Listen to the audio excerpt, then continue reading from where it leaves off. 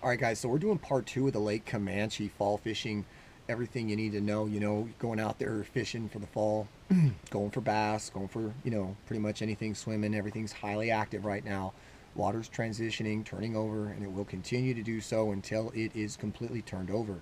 Generally, this is in the first week of December. In my experience, there are certain years where we have fluctuation where it might be a couple days, week earlier or a week later. But generally, the first week of December, we have the full turnover for the water. So I didn't get to finish on the last video. It's the longest video I could do on the format. So we're going to break down, some of the other things. I wanted to talk more about, location. So right now, shoreline access is extremely plentiful. There's low pressure on the water. You've got low traffic to no traffic. You've got no boat traffic. It's incredibly, it's right for picking. Right now, the fishing's excellent. And what I want to mention is that, location is key. So I like ledges. I like shallow water or, something that's adjacent to medium or deep water.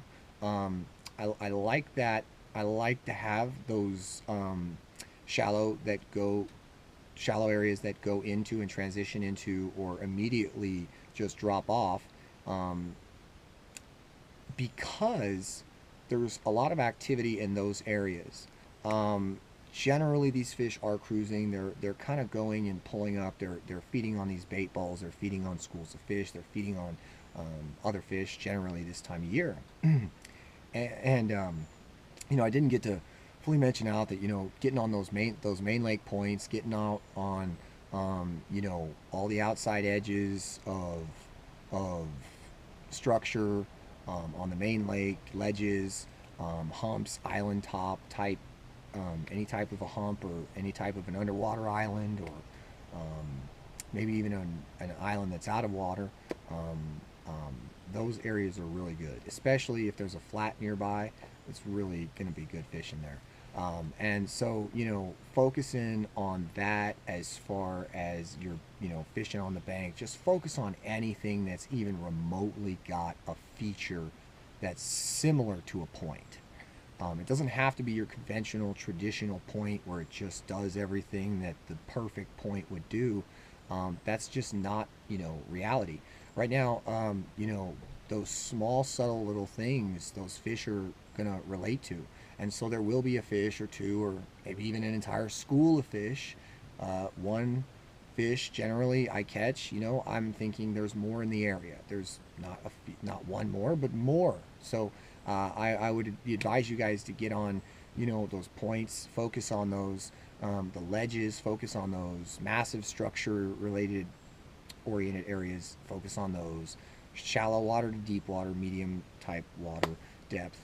Those are areas to focus on. Also, also, A rigs. We didn't get to talk about it as much as I wanted. A rigs, big deal. Moving baits, I think we talked a little bit about it. We talked lipless, but we didn't really speak on lipless and go into depth. A rigs, lipless crankbaits, Lake Camanche, phenomenal. Just, just run and gun, cast and crank, and having different reels set up with different ratios and really just going. Sometimes I like to just go straight, and run it straight. Sometimes I like to go fast and then taper off slow, right? Slow roll that thing. But sometimes I like to slow roll it and burn it up, right? Burn it back. Like, so it's really interesting just paying attention to what's triggering them. Is not that hard. Generally, you'll have a fish on, but just recognizing sometimes how certain things are working well, recognizing that, and then going from there. Because what it is there's a moment for everything.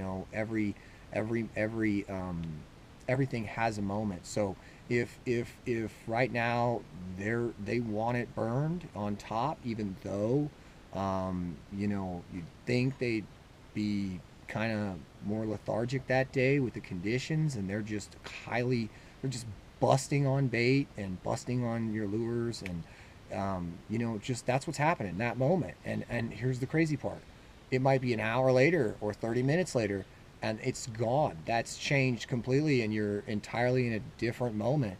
and just being able to recognize the moment, guys. But fall fishing is that. It's being able to go out there and recognize what they're doing. Right now, they're pretty consistent. They're moving a lot. They're chasing bait fish, and there's going to be certain periods of the day I find them more active than others. However, you can't really say that, I mean, it's like some people I know, they like to go early shallow. Some people I know, they like to go deep late.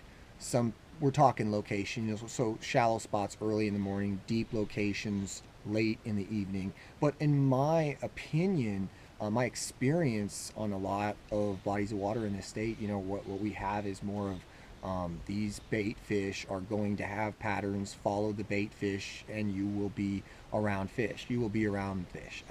A lot of times, we get a little too keyed in on, okay, the bass is here. Why is he there? Why is he there? That's more important than where he is. So, as far as sometimes the way we're trying to pick data up or analyze it, it's completely wrong. So what we have to do is really ask the question, why? Why, when I did this, I got this reaction? But more importantly than probably even anything is just being able to, recognize that you're paying attention to what you're doing, applying certain things, noticing when you're getting the reaction you're looking for, and then taking advantage of that, executing on that every time. So I really hope you guys go out there and you bust the lips, baby. You just start ripping lips. You just start having a great time. So A-rigs, lipless crankbaits.